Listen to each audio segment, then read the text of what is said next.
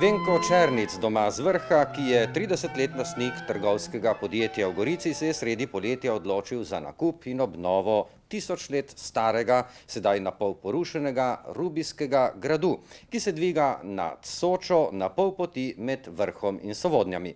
Birokratskim težavam navkljub bo kmalu pričel z deli. Tukaj smo hodili ponavadi z Vrha, peš dol tukaj in takrat je bil vedno zanimiv in skrivnosten. Se spominjam tudi, sem spraševal mamo, mogoče sem bil tudi 4-5 let star, kdo je tukaj živel. In odgovor je bil, tukaj je živel baron.